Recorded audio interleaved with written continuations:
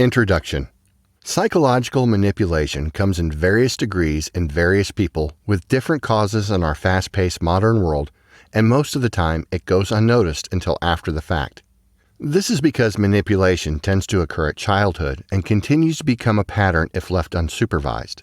It can be normalized in certain environments to the point where it is embedded into the subconscious.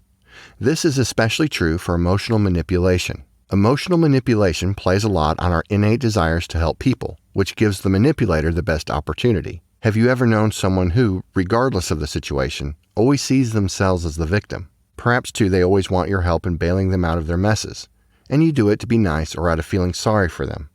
That is a prime example of emotional manipulation. This type can become especially common in a romantic situation. Another frequent form of emotional manipulation takes the shape of a friendly facade presented at the beginning of a relationship where someone will share a lot of personal details about their life and expects you to do the same as well. This form of manipulation gets you vulnerable and puts your guard down so the manipulator can strike. This form shows up a lot in business and homeless people where they will use manipulation to get monetary gain over you. Now, as subtle as these tactics can be, there are fairly easy and effective counters to them, such as making your opinion or boundaries firm and clear, setting clear boundaries, using reverse psychology or manipulative tactics. Now, some techniques you'll find here in this book will sometimes be used by the manipulator. However, do not feel guilty. This is to protect yourself from unwanted problems or even people wanting to use you. The tactics covered in this book will use fact-based evidence from many different accredited places. A paper from Stanford University titled The Ethics of Manipulation points out that in the case of preventative measures, i.e. using manipulation to prevent things like terror attacks or harm incurred to yourself and other people, at that point it is to a certain degree morally acceptable. Chapter 1. What is manipulation? Manipulation is defined as a form of social influence which one would use to change the behavior and/or perception of others through deceptive and indirect techniques. That can result in an obfuscating of someone's goals or ideas. The reason people use manipulation are spread wide and are usually for selfish purposes. Feeling of superiority, a need to increase one's own gains, emotionally inept, etc. It may be easy to think that manipulation is always an obvious and overt action that people will take, but that is not the case. A recent research paper from the Journal of Social and Behavioral Sciences stated the following about advertising. Advertising messages stimulate the potential customer's desire and train positive associations about the potential product or company. This tells us that the manipulation is all around us, and in fact we are manipulated every day by the news media, ad agencies, and other people.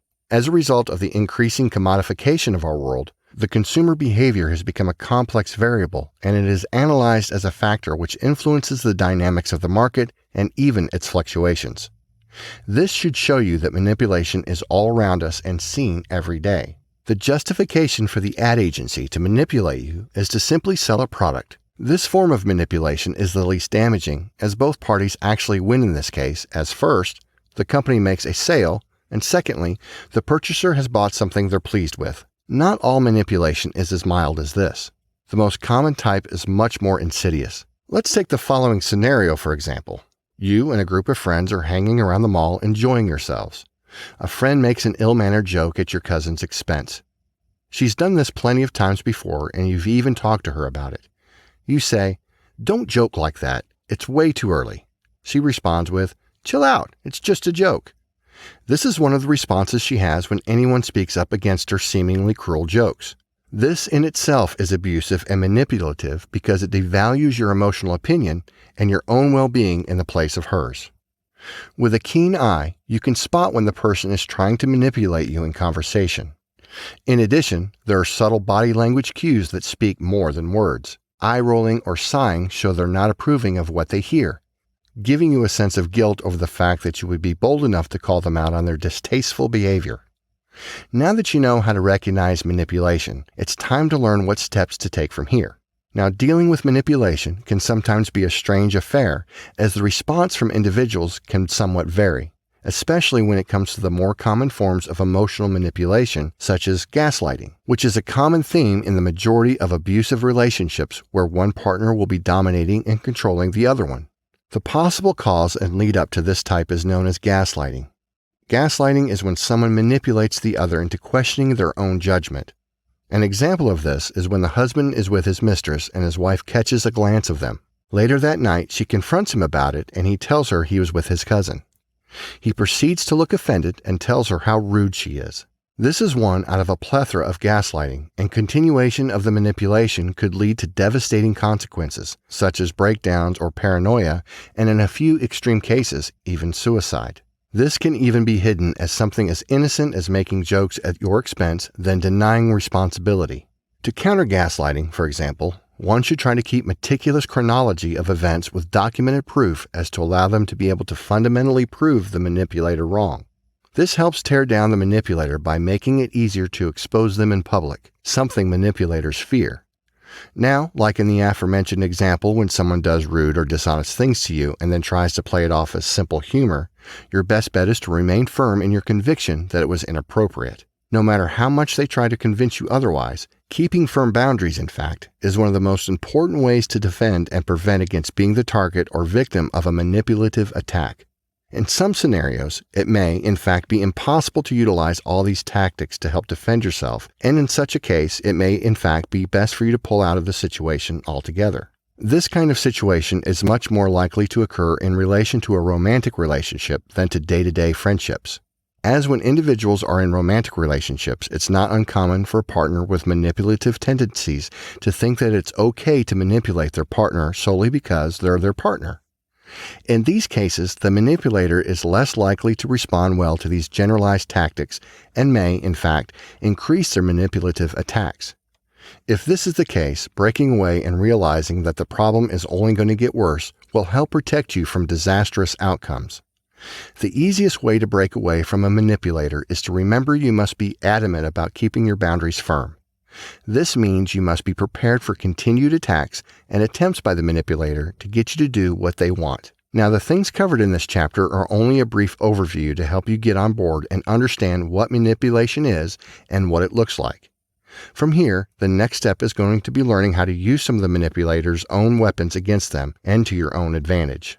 Before diving into different tactics of manipulation and what to do to counter them, please remember this. In some cases, the person themselves don't know they were manipulating you and perhaps were doing it out of emotions instead of ill will. If this ever happens, have an honest talk with the person and tell them what they did and how you feel, while also explaining your reasons clear and cohesive. Most will understand, but the few that don't and continue to abuse you emotionally, psychologically, and possibly physically, make use of the counter tactics in the following chapter. Chapter 2. Types of manipulation and safeguards against them. There are many different forms of manipulation you're going to encounter in your life. These forms of manipulation can cover a wide variety of bases, from manipulating you from an economic standpoint, emotionally, or physically. Manipulation is all around us, but it is if we recognize it that matters. Recognizing manipulation can seem to be a difficult task, but it's not as hard as it seems on the surface. The reason for this is that most manipulation is relatively simple in how it manipulates emotion. It changes the basic things of social interaction, such as not putting people in strange positions, making people do unreasonable things, or lying to get what you want. The point being is that manipulation at its core is simply a violation of the unspoken social contract we all follow, and can be hidden in plain sight where we may not notice it. To begin, let's go over the more common methods manipulators use. Lying by omission. Now that's a fairly common phrase, but what does it exactly mean? Well, in simple terms, lying by omission is leaving out key details of something or some event. Another term for this would be half-truth. Take this scenario, for example. Your friend calls you and asks you to pick him up from the site of a recent car accident he's just been in, yet when asked how it happened, he does not tell you that he was drunk driving and ran a stoplight. Instead, he simply stated he was drinking regularly and was blindsided, voiding any responsible for said accident. This is lying by omission because by virtue of your friend leaving out this key information, you are more likely to assist them since you don't know you're helping them run from the scene of the crime. Now, while this method of manipulation is pretty common, it is also pretty easy to defend yourself against. Simply put, when someone puts you in a situation where they want you to make a very abrupt decision, Perhaps consider the context before you decide on what you're going to do. This act of forcing you to make a decision with little background information and in a quick time is another form of emotional manipulation. By forcing you to make the choice with little information and in a short, brief period, the manipulator forces your hand to play too many cards at once, i.e., balancing helping a friend with normal moral obligations, along with potential danger to yourself. As said prior, when asked to do something, take a step back to analyze the context of the situation and what you're being asked to do, and how it follows into the future.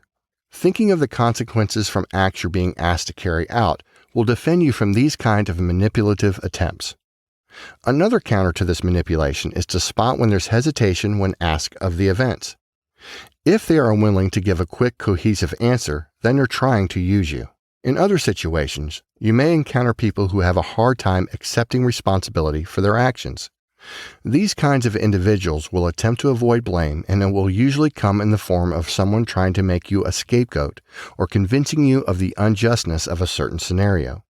One example would be when a sister can't get the cookies because she's short, while the brother is able because of his height advantage. When angered by this, she'll put the blame on him by stating, "I couldn't get the cookies because he's tall." Another example would be a boyfriend is worried about his girlfriend with her friends. She claims it's because they talk about her behind her back, generalizing them. This makes the group at fault rather than figuring out it's herself. To counter any kind of scapegoating, firstly, know your worth and your place in the situation. This is important because it's a critical component of standing your ground. And if you had no ill intention, then holding your ground is just, and they're merely taking their frustrations out on you. Secondly, place boundaries and make them firm and clear. This will make your limits known, and there will be no refuting it. Keep in mind, some may try and test your boundaries. However, you cannot give in even for an exception. This will only enable them to continue their behavior. Although scapegoating can be seen as projection, it is more geared towards thwarting one from being blamed with projection and more geared towards shifting feelings on another. Projection is the act of placing one's own thoughts, motives, and insecurities into another person. This makes it seem as though that the person is causing or feeling this way and helps relieve one of those said feelings. It can be caused by someone emotionally not liking features about themselves and verbally expel it. An example. A man beats his son whenever he gets upset and becomes highly aggressive. At one point, the mother takes the son away and the father never sees him again. He continues to get angry whenever someone scoffs at him. He proceeds to call them hotheads and says that he does not get agitated so quickly. To protect yourself from this type of projection, tell the person clearly that you're not feeling what they have accused you of and ask if they have been feeling like that recently. If it is more evidence that they have been displaying these repressed emotions or thoughts, point out directly that they are projecting onto you. Finally, remember to point out that they have no way of knowing what emotions you're feeling at the present moment. This next technique is commonly used at the stores or malls by a salesperson. It is when the person gives you a light ultimatum, however, gives you little or no time for you to decide. By doing this, they apply pressure on you hoping to get you to crack or cave into their demands.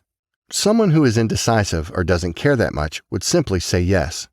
The simple and effective method to this is to say no. If they spring it on you out of nowhere, you're not obligated to serve them. Tell them you have other things to attend to and cannot do the task. Amongst the group of family, friends, or co-workers, we all have a habit to tease the closest to us. While humor can be a way in which we bond with others, there is a fine line between light-hearted teasing and full-blown bullying. Bullying is when we make fun of or mock someone's misfortune at their expense. Some people like to use this as a method of manipulation, but others could not perhaps know that they are hurting those they think they're joking along. This can create tension between a group, which is never good, and lead to other negative outcomes. The best approach here is to discuss with the person making the joke how it makes you feel and that you do not like the way or tone they said it. This also allows you to gauge their intentions. If they say, "Oh, sorry, it was only a joke," and that was the first time they said it, don't freak out. Tell them it was inappropriate or insensitive, and you wouldn't rather they not do it again. Nevertheless, if they continue this behavior, then perhaps it may be best to leave them as a friend. Behavior like this only gets worse from here. Additionally, it allows them to set a precedent in their head that this behavior is okay, even though they told you otherwise. From this, you can conclude that they do not see you as a true friend. For if you were, they would respect your wishes and not mock you. As painful as it is cutting these kinds of toxic people out of your life, it may be for the best. Throughout our lives, we have to criticize and be criticized to improve any parts of our daily routine that need fixing. It is also needed for any team if they want to reach their goals effectively. In spite of this, harsh criticism can be unintentionally destructive, and if left unchecked, it can lead to severe judgment. Usually what people want is constructive criticism. That is, criticism that can help someone amend an error in their project or planning, not destructive criticism, which is used to harm someone and break someone's reputation, self-esteem, and/or someone's creation. People who use destructive criticism as opposed to constructive criticism will most of the time try to keep you in control and discourage you from ever utilizing your potential to its fullest force. For instance, imagine you're an architect and you're working on a new model for a house. Your manager gives you a rough blueprint, which you notice there are a few areas that could use improvement. You begin sketching your own blueprint version and proceed to make a cardboard model of what they envisioned. A week later, your manager comes to see your progress, to which her face shows frustration. Raising her voice, she points out the different design from hers, comments on how the rooms look too small, and talk about how the deadline is in 2 weeks. Situations like these, where you are bombarded with criticism, figure out if what they're saying is constructive or destructive. Whichever one you decide it is, you want the person to get their criticism out before trying to amend what you have done, since they'll most likely ignore you while in such a state. Quietly take their words and wait until they're finished. Afterward, explain whatever changes you made and your reason for doing such a thing. It is always good to know before being confronted if the change was worth it or not, so make sure to evaluate all your decisions. In any case, ask her to clarify her opinion. There's a good chance she will explain what she meant. However, if she were to dismiss your explanations and continue criticizing, at that point you can safely take her words for a grain of salt and realize that they may in fact not be reflective of what's truly going on in the situation. And instead, consider that what she's saying may simply be an attempt to manipulate you and get you to do something she wants. The silent treatment is quite commonly seen everywhere, from movies to books to even our relations with people in life. Whenever this occurs, people tend to get upset and give themselves space to think or process what they just heard or witnessed. On the contrary, those who want to have the upper hand will do the silent treatment so you can be concerned about them. What this achieves is, since you are, in a way, striving for their attention, they will use that to hold your interest and keep you in their control. To illustrate, let's say two friends are in an argument, and person A went away for days, something that leaves person B to worry for days. Only now and then does person A respond briefly, only making person B seeking them out more. First, don't consistently pursue them in any way. On the off chance that that person is mad, let them blow off steam and they'll come around in a couple of days. If not, then whenever you happen to cross paths, act as if nothing has happened. This doesn't mean give them the treatment back, but instead, through your actions, act simply unfazed by it. Second, after some time has passed, send them a simple message or talk to them briefly. It doesn't need to be a long or elaborated explanation. Short and to the point is more effective. If they don't speak or consider what you've said or have given you eye contact, there's a good chance they're really trying to get control of you, to which the best course of action is to leave them be entirely. This can be difficult if it's someone dear to you. Yet, if they're not willing to talk to you or even compromise, it is not worth the time and effort in the long run. Victimizing or playing the victim is an extremely familiar type of manipulation. It is one form of manipulation that can be prevented or amplified at childhood. Any incident or accident where a child is a perpetrator usually will not end with a child seeing themselves at fault for what they've done. This is because a child has a very simplistic understanding of the world around them. But because of this, it is also easy for a parent to help or hinder the development of this behavior. So what is victimization exactly? In simple terms, victimization is when someone is always acting like they're the victim regardless of whatever situation they are in. This behavior is rooted in childhood, where if the child acts like they are injured and the victim of something negative happening to them from an external force, then usually their parents will come to help save them. This can lead to negative conditioning where someone never takes responsibility in a situation and begins to start seeing themselves as the victim. A good example of this kind of behavior would be in a setting where two parties are driving, and the person driving is currently holding onto their passenger's wallet, for whatever reason, and is then subsequently requested by the passenger to give them their wallet, but doesn't because of their driving. From here, the passenger begins to start grabbing for the wallet from the driver. As this is going on, and the driver ends up inevitably crashing because of the interference from the passenger, and then in this situation, the passenger says it's all the driver's fault for this. Another example of this kind of behavior would be where the executive sender gets a response that the recipient didn't get the delivery on time and blames the shipping department. Without her realizing it, she did not ask the department if they were able to meet the deadline. These examples under more scrutiny reveal the real issue with always playing the victim, and that is that when someone always plays the victim, they're unwilling to take the responsibility. This feeds into manipulation because we as humans have a tendency to want to always help someone when they are in a victimized situation. Countering the manipulation of someone who always plays the victim can be difficult because of how it feeds on our innate desires to help other individuals. But the fact is, it is simple to spot when someone is simply playing the victim by their response to you calling them out. What I mean by this is that if someone is clearly in the wrong when it comes to a certain situation, and they continue to keep protesting that they are innocent and not the victim, then they are most likely attempting to manipulate you. This can best be countered by first acknowledging when someone is playing the victim, and then from there bringing this behavior up to them and explaining why it is bad and how it has hurt you. The last form of manipulation I will cover in this chapter is also the most destructive, and that is intimidation. Intimidation at its most basic level is installing the fear of retaliation into someone in hopes they will do your bidding. At its core, this can mean threats of physical violence, threats of withholding someone of value from someone. Intimidation is often used in romantic relationships where one partner will use or threaten violence to another partner to get them to do what they want. This form of manipulation is perhaps the most dangerous because of the element of physicality attached to it, which is where most intimidation comes from. Take this scenario, for example. Angelina and Brad are dating for a period of about 6 months. At some point, Angelina decides that she wants to go out with her girlfriend shopping at the mall. Brad says, "No, you can't go. I don't trust you." Angelina insists that she will go out regardless of what Brad says. From here, Brad says, "Well, I'll beat you if you go anyway." This is a prime example of intimidation as a manipulation tactic.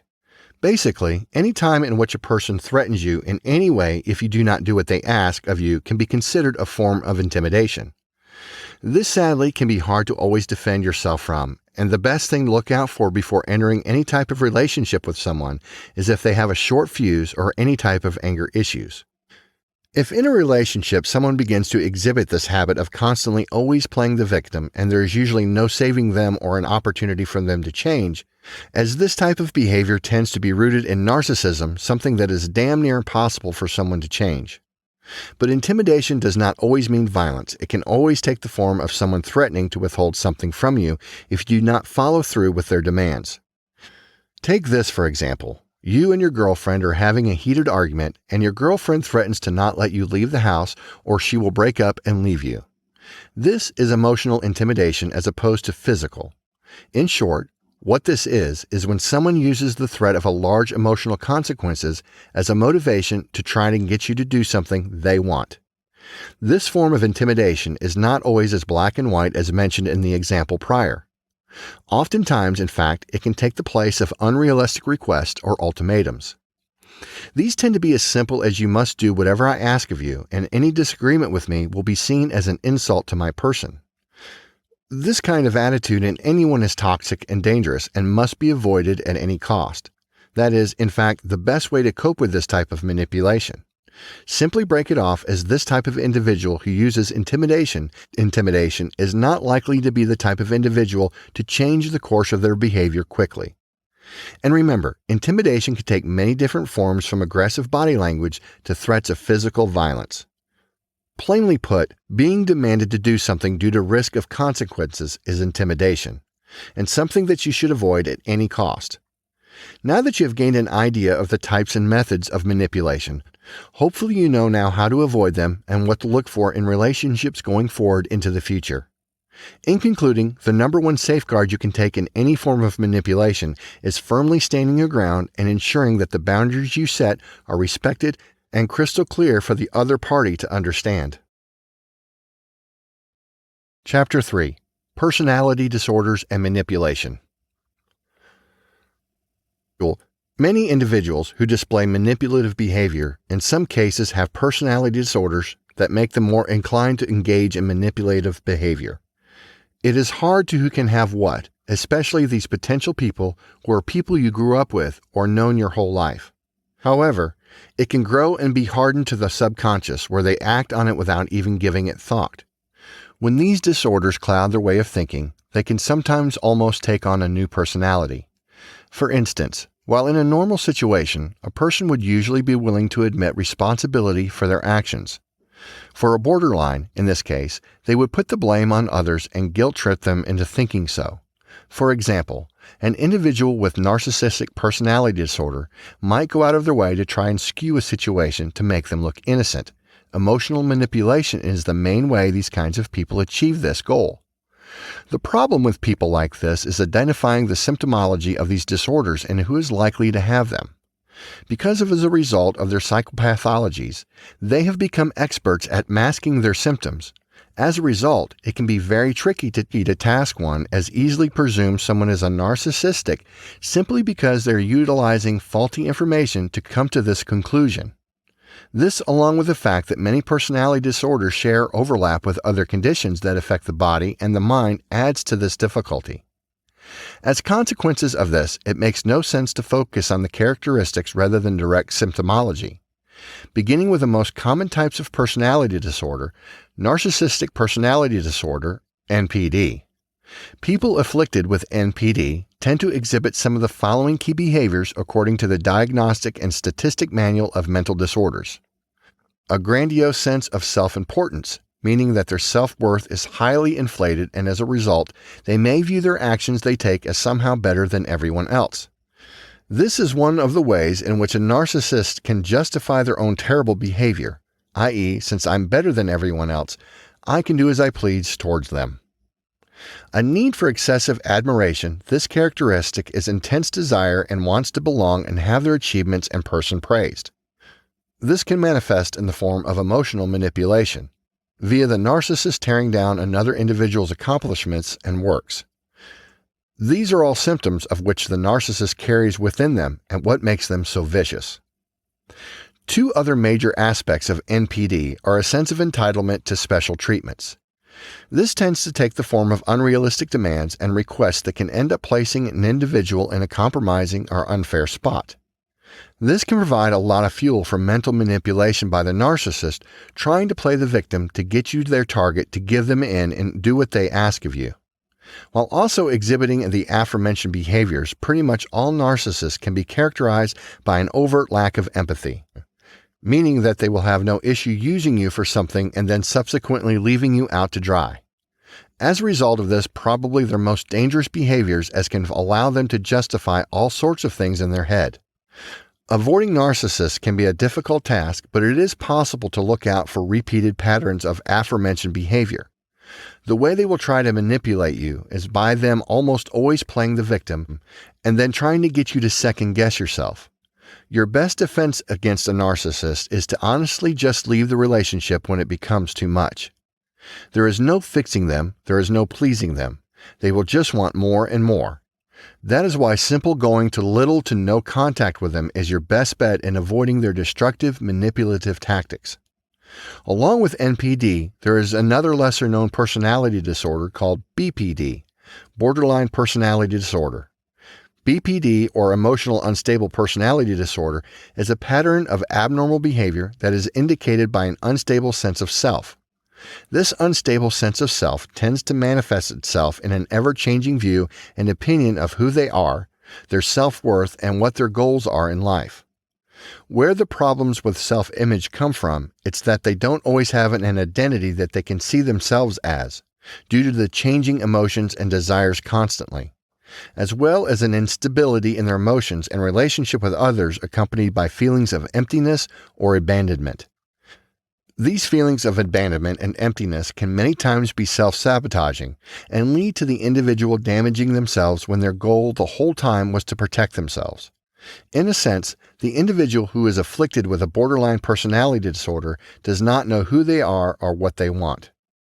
And as a result of this unstable and rapidly changing behavior, things can quickly ramp up to a state where manipulation comes into play, and on a destructive level at that. This can be where unintentional manipulation can come from. It should be noted, too, that this emotional instability tends to be characterized by many peaks and valleys in their emotions and behaviors, sometimes lasting for days to weeks at a time. Now, while borderlines will emotionally manipulate others, it is not intentional, rather it's done because of various factors from neurobiological to childhood trauma to environmental factors. These behaviors are used as a defense mechanism to prevent them from incurring further trauma upon themselves. And not to be a malevolent thing, you have a couple more options in dealing with a borderline than you do someone who is a narcissist or a psychopath. In some cases, you may even be able to communicate the borderline individual their behavior and how it is damaging and unintentionally manipulative. If they do not respond well to this kind of intervention, run and leave as if your life depended on it. Borderlines can become extremely destructive very easily. At different times, borderlines can feel an array of emotions with a much greater ease and depth than the average person. When they experience happiness or joy, it will be exceptionally high most of the time. On the contrary, this will lead them to feeling profoundly low whenever they feel depressed, guilty, angry, or angst. This can cause them to harm themselves through self-mutilation or decorative behaviors. This plays in how a borderline will manipulate you on an emotional level. Remembering this will serve you well. Now there's one more personality disorder that you should be on the lookout for, and that is the antisocial personality disorder, or APD.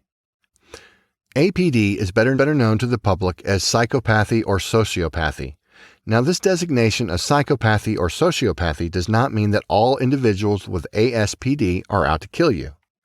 No, it's actually quite the contrary. People with ASPD tend to be characterized by a repeated pattern of disregard for their boundaries and respect for others. As a result, they can be very, very good at manipulating someone into doing what they want. The big thing to look out for is superficial charm or glib, as most sociopaths are very excellent at putting on a mask.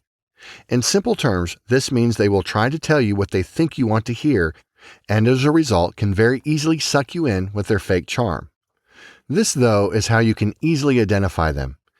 If you're talking to someone and your gut instinct feels as they seem disingenuous or they're trying to put on a front, then go with a gut instinct. It exists for a reason and will help protect you. Your best bet in trying to avoid the manipulation tactics is to very subtly call them out. What this means is if someone is trying to talk you into something and it seems off, to tell them, "No, you're trying too hard." When they are trying too hard, it really is a telltale sign of psychopathic manipulation, as these people get bored very easily when they think they have found a new target for the manipulation. They will try everything in the book to get the target to do what they want. Chapter 4. Success and Manipulation. So far in this book, we have covered the various types of manipulation, the kind of certain individuals who would repeatedly and sometimes consciously do this behavior, and how to counter them for your protection. You may have gotten the impression that any or all manipulation is harmful, not worth the damage of any kind, and should be avoided at all times. That is a tough front to break down, especially since not many, but plenty of common figures are used as examples of said behavior. Rightfully so, as it has harmed millions of people. That is not always the cause of this chapter, and will surely show you that this can be used for greatness for oneself and at most be used for a tool of utilitarianism. Throughout time in human history, there are numerous examples of the world's most cunning leaders and most infamous rulers, known and unknown, who have shown that manipulation for the people and nation is a greater gain than for oneself. It is never an easy path for these kinds of people, but the rewards are tremendous and it will have a rippling effects. The outcomes of these tactics, used with care, have created prosperous civilizations and brought innovations and machinery we still use and marvel over today. This shows that when we use for good, manipulation can give one prosperous wealth and large amounts of power, all for the greater good. On the other hand, when these skills are misused and utilized by those with overly ambitious mind and malicious intent, the resulting consequences have caused genocides of millions and have led to the creation of men with armies with an unstoppable force at their disposal. Because some of the negative connotations associated with these things, the stigma will no doubt arise. Some of it can be untrue. We will go over the benefits of benevolent manipulation and the success of it and how you can use it to help benefit you and perhaps use it to even try to help other people. They may even like you more amongst the prominent figures. Julius Caesar is one who was able to use his manipulation to become a dictator and do good by his lower working people of Rome. Little is known about his childhood, but we knew he first started his career in the military, making a great name for himself because of the enemies he defeated and battles won. His greatest achievement in the military was the invasion of the Galleries, which he knew there was an internal tensions in the tribes and took advantage of them. This also helped him in the political aspect of Rome, because all of the strategizing he did in the field. He progressed through all the ranks and almost a decade until he became consul of the Roman Republic, the highest political office. Once he was in office, many changes came about. One of them was the integration of those who lived outside of Rome. Since they weren't born in Italy, they were not granted full citizenship, which also restricts their rights. Caesar gave them full citizenship, and they were able to contribute to society. During his dictatorship, there were numerous families with 2 or 3 kids who were not working and living in poor conditions. Caesar distributed jobs to the families and were allowed pieces of land to them, some of them even working as freemen for landowners. He also cleared a whole year of debt for low to moderate dwellers, giving them relief. It's unfortunate that his assassination came to fruition by those closest to him. The main reason behind the betrayal is because the Senate disagreed with Caesar's political campaign in spite of the good it had done for the Republic. Caesar himself wasn't fond of the title king, but that did not persuade the betrayers from executing their plan. On the Ides of March, Caesar was led to his demise by the friends that stabbed him 23 times, leaving him to die from blood loss. He was a tremendous loss to Rome, and history shows an example of how power can make those around envious. Many tragic examples, such as Caesar, have been told before, and there are many others that are opposite. Long after its time, and likely the most prominent example of manipulation in history, would be Niccolo Machiavelli in his renowned book, The Prince. If his name sounds familiar, then you may have heard of the Machiavellianism, a political theory based off him that views any means can be used if it's an intent to maintain power. This central crew of the Prince was formed at the basis of many modern political doctrines, such as the realpolitik, the idea in politics of removing morals and fake ideologies and removing all other preconceived notions from the political argument or debate. The Prince touches on ways to manipulate politicians and organizations through means of military, persuading powerful figures, and making those who are soldiers to fear you by means of how you conduct yourself. For instance, if one were to come across an evil man, he should not show him any good to him, for it will harm him in the end. What this means is that in a room full of liars, what sense or good does it do to be morally good? By always telling the truth, you can never be on the advantage, and your opponents will always plan ahead because of your cards. In this situation, where you're always on high authority in a city, you must always be ruthless in your dealings with others. Never give a benefit of the doubt and never show mercy. Another instance, Nicolio proclaims that lying and deceit should always be at one's disposal and home if needed. Always look as if you're truthful and forgiving, and people around you will see you as benevolent.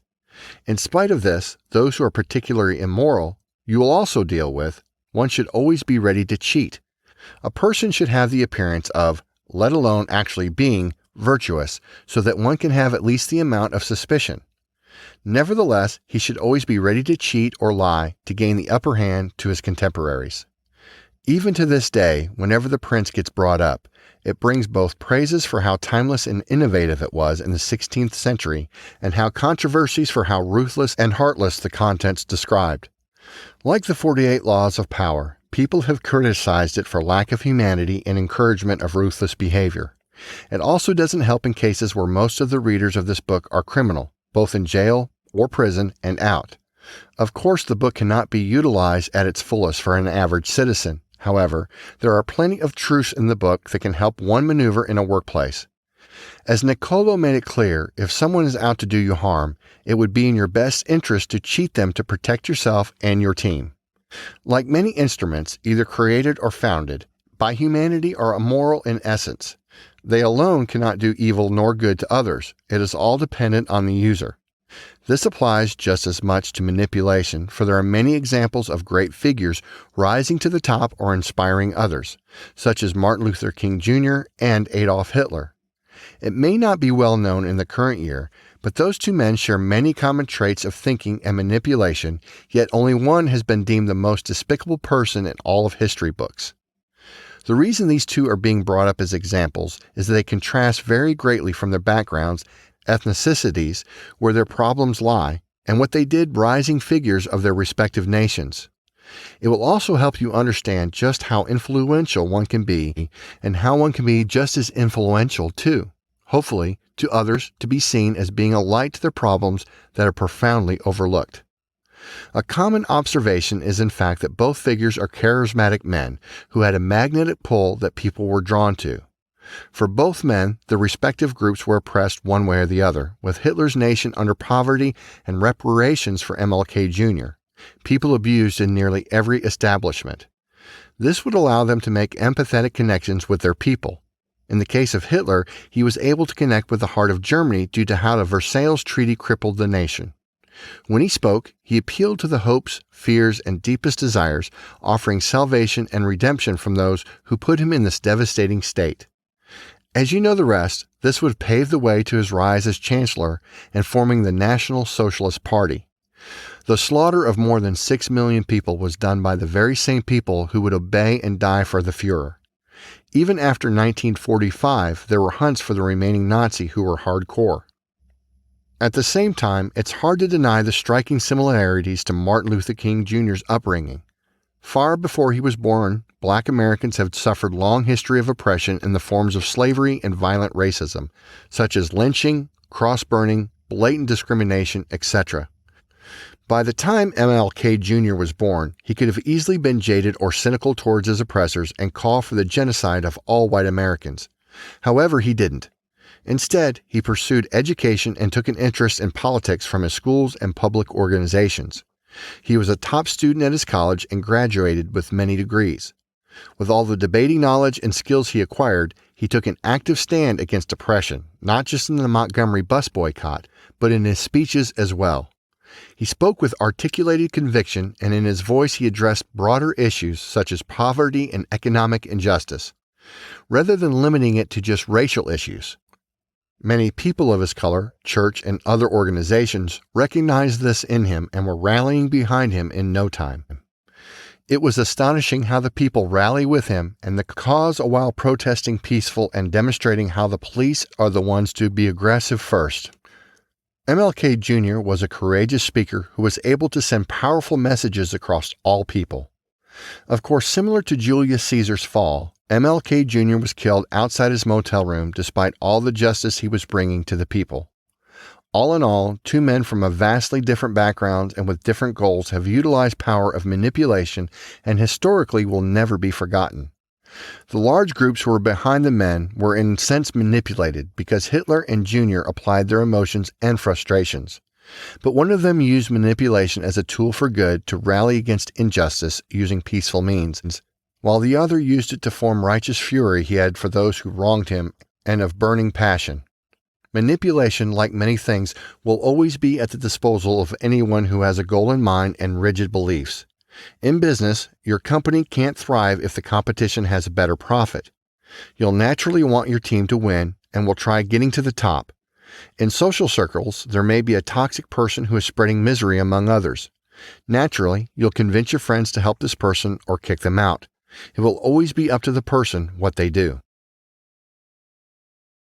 Chapter 5. Sales and Manipulation. When it comes to selling in business, you probably heard the expression, you can sell anything if you have the right mind. There is a truth to that, since an individual must know the techniques of persuasion of the salesperson to sell the product to the customers. There is a reason used car salesmen have the reputation they do of being able to take any crappy car and convince someone that it's substantially better than one can perceive. In spite of this practice, criticism is almost always directed towards them for the usage of manipulation. The line between persuasion and manipulation can be blurred, especially in business where high amounts of money and people's jobs can be at stake, and as a result, this line can end up being crossed so many times it can be hard to tell which is which.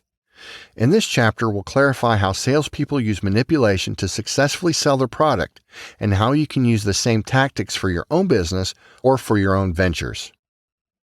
Business always has the need to sustain the customer's needs first before even introducing the product. Once the product is made with that in mind, the salesperson will persuade and, in this case, manipulate you into buying. See, a lot of products are designed to prey on basic human emotional instinct as a result. Most of the salesperson's tactics are rehearsed or light versions of the previous type of manipulation, and the main goal in doing so is to turn a profit. With these things in mind, let's explain how these tactics work. One example is hitting the customer with facts or statistics. A salesperson is trying to sell a bike helmet for $75. The next customer he encounters, he brings up how in the last year, children between the ages of 6 and 14 are more likely to get in a fatal bike accident. This makes it easier for him as this applies to the customer's empathy, via playing on the customer's innate desire to help protect their children and ensure that no injuries befall to their child. To take it a step further, the person will cut to the customer a one-time deal, giving them a 15% discount if he purchases it right now. This manipulation is leaving little to no time to decide, and oftentimes this claim of 15% discount is in fact given to every potential customer encountered by the salesperson, thus creating the illusion that his sale is special to them only. This pressures the customer, thinking it would be indisputable and almost inane not to purchase the helmet right then and there, as well as convincing the customer that this deal is immoral. To not take it also plays on the fact that humans love exclusivity, so if they're convinced that this deal is on the bike helmet or the car or whatever is being given at a good deal, only to them, then they will take it. As a result of those sales tactics, at the end of the day, the salesperson now has sold something incredibly marked up price when in reality its value is substantially less than what it's being sold for. It should be known they do this for positive reinforcement, making you feel good about the purchase. Remember, they're trying to satisfy the customer's needs while making a profit. In a simple sense, sales and manipulation both play on simple psychology. If you ever take a look at some advertisements, you may notice how they show that the individuals who are using their products seem incredibly happy or like their life has been fulfilled simply because they're using this product.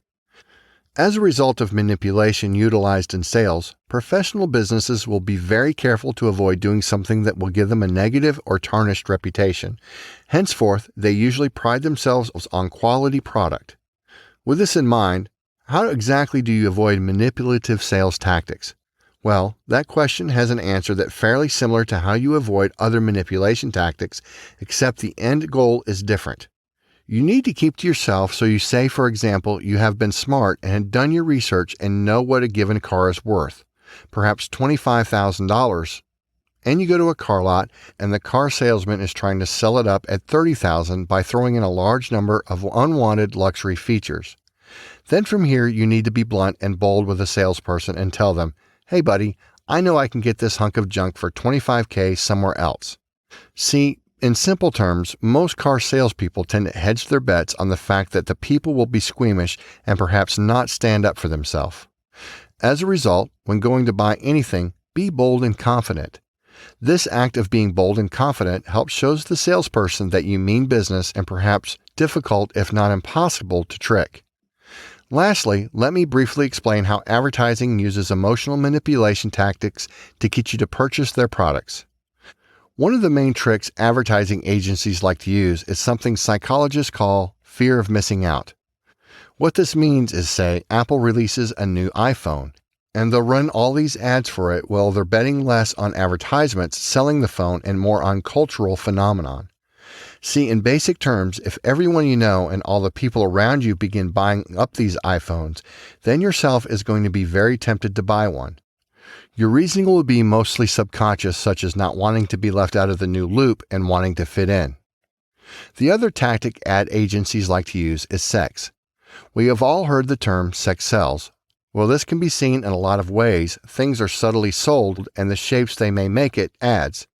As a result, these things remember whenever you are watching an advertisement to pay close attention to see if it's trying to perhaps play on some of your subconscious and innate desires.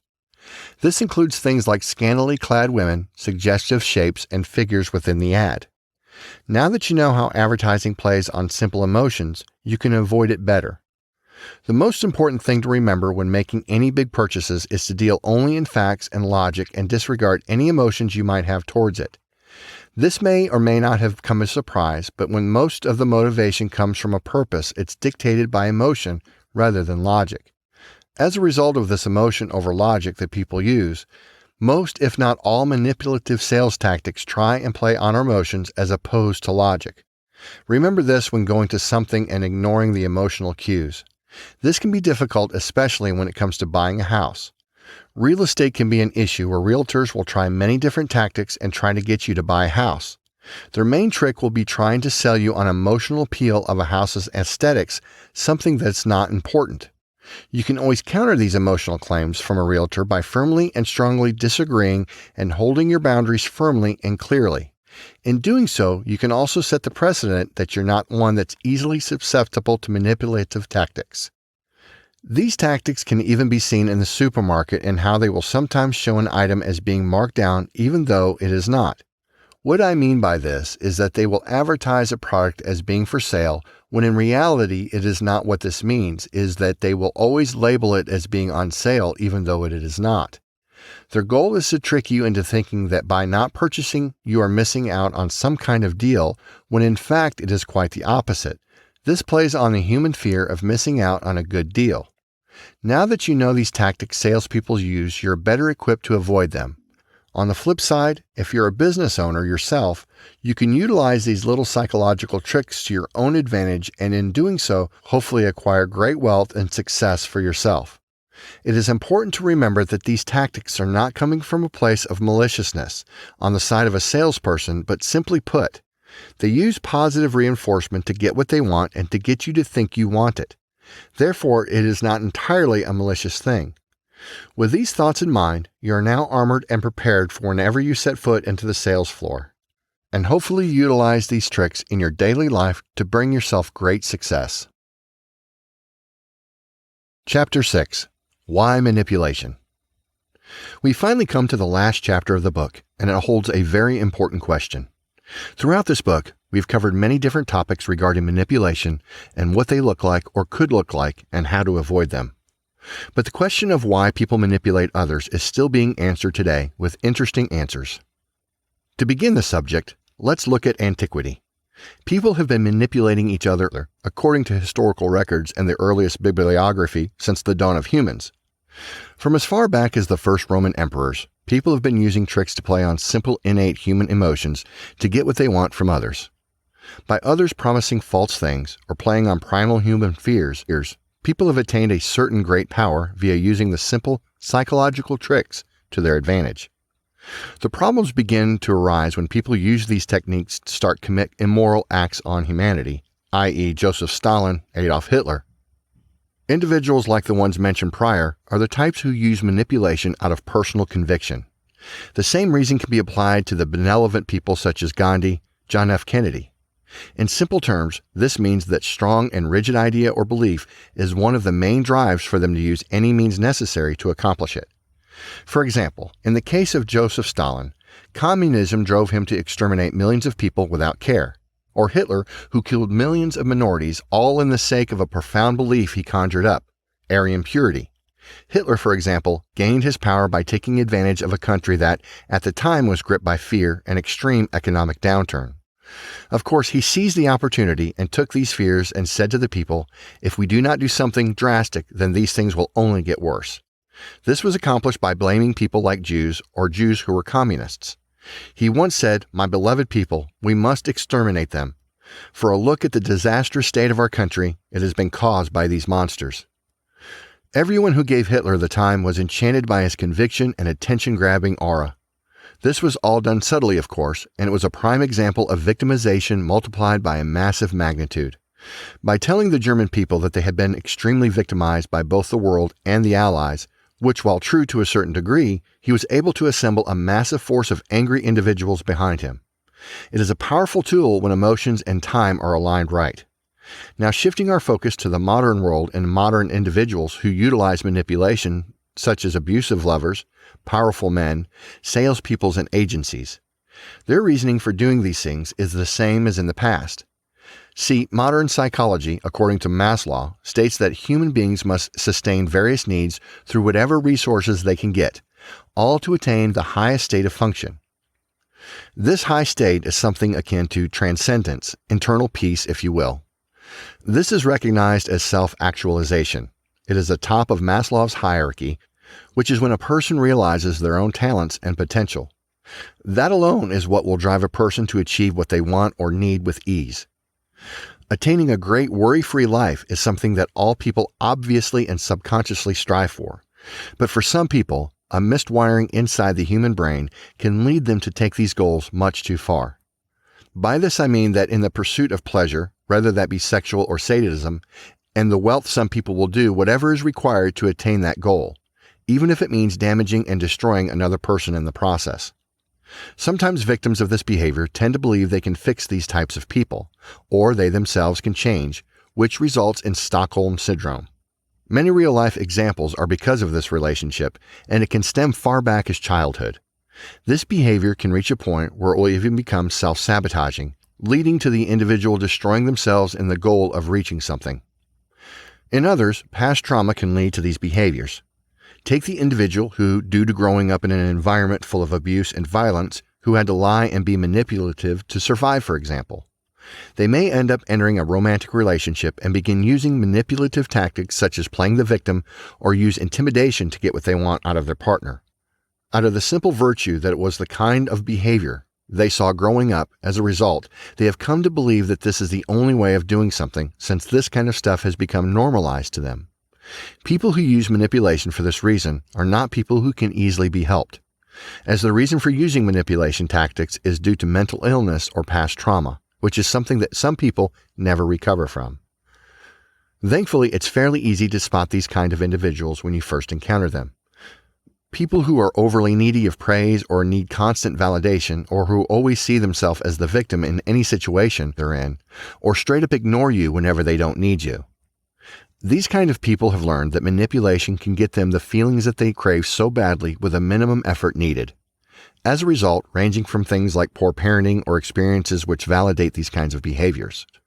As a result, they will be very unlikely to break these negative behavior habits, and in fact, as a result, are more likely to continually do the same things even if it destroys them. On the entirely opposite side of the spectrum, there are entities that utilize manipulation to gain things that they want. News agencies, political parties, stores, salespeople, etc. use the power of manipulation to usually further financial or power objectives that take priority first. Not too dissimilar from dictators or despots who did the same thing in the past, this kind of manipulation, while also more common, tends to also happen on a much larger scale. The way the news media or any reporting outlet, for instance, uses manipulation by trying to only tell you what you want to hear as opposed to telling you the truth. They omit particular details about an event to invoke an emotion. This always has to be done subtly only by reporting on certain news stories or events. While the iPhone ad that may play on the same news channel will try and get you to purchase a brand new product by virtue of it seeming cool or flashy, and playing on the fact that people like things that make them feel exclusive or special, while lastly getting into the innate fear of missing out on the big parade. The way a salesperson, for example, will agree or reinforce any foolish or stupid preconceived notions a potential buyer may have about a car, all in the desire to sell said car, while in itself neither malicious nor good. It is still a tricky tactic that not many people are aware of. This blatant unawareness is what these people feed on. They know that most people are unaware of the fact that they are getting ripped off or for falling under the spell of manipulation. And as a result, they are able to continue using this kind of behavior to get us to buy their products no matter our life routines or the consequences. The main thing to keep in mind when realizing all of this is that no one ever thinks they're the villain in the situation. They will always assume that they are in the right regardless of the result of their actions. And as a result, when you try to show them the toxicity of how they're behaving, it is highly likely that instead, in fact, of listening and regarding what you're saying, it will only further embolden them and push them to move onto a better target and get them to further behavior. This is the number one problem with the manipulation that forgets. Manipulators can be experts at presenting themselves as beautiful and engaging individuals. Dualistic thought is the same aspect that follows them to reap so much destruction. Their ability to glib and charm you with fake promises and threats creates a perfect storm. While for some it may be a trauma, the idea of gaining power or wealth that drives them to manipulate. For the very select few, they manipulate simply because they like to hurt people and like to see pain inflicted on them. This leads to a whole new breed of manipulation, which can be called psychopathy. Psychopaths are immensely dangerous beings, yet there are few in numbers today in the United States. These kinds of people are extremely hard to detect, which is a large part of what leads to the difficulty in dealing with them, how you can defend against something if you don't know what you're guarding yourself against. While manipulation has been used in extremely negative ways by quite a few people, as mentioned previously, it can also be used in survival situations for your own good. With this, I mean when manipulation is used in cases like negotiation or certain forms of policy making, the net benefit can become better than the cost, i.e., lying to an opposing country to avert war that could lead to a large amount of death and destruction. Diplomats and ambassadors are created for the sole purpose and serve a great role for the nation. As shown in Chapter 4, respected individuals had demonstrated how this tool had the stigma of an immoral intent behind it can be used for the greater good. It is warranted in spite of the good it can do. Numerous events and things in the world always require the correct time frame and the precise execution to successfully manipulate others. Sometimes you may be worried about how others will view you or will change the way they think about you. This may be the case, however, you can always state your purpose in doing so, and hopefully, if they're a sensible person, they'll understand. If they do not, you have to wonder if it's because of a lack of understanding and not wanting to connect that they had other plans which you foiled before they can enact them. You can never know what kind of people you hang around with. Your parents may have told you time and time again, don't let others get control over you. There will always be those who are natural-born leaders who are able to bring others up and help towards a common goal. On the other hand, there are people who are deceitful masters and see others as pets for their amusement and tools to increase their gains. You can never know, only anticipate. If you had the thought of, what if I'm able to prevent any of this from happening, you should know there isn't a way. It's only when you can plan ahead yourself that you can prevent it. If you ever need a reference book, you can use this.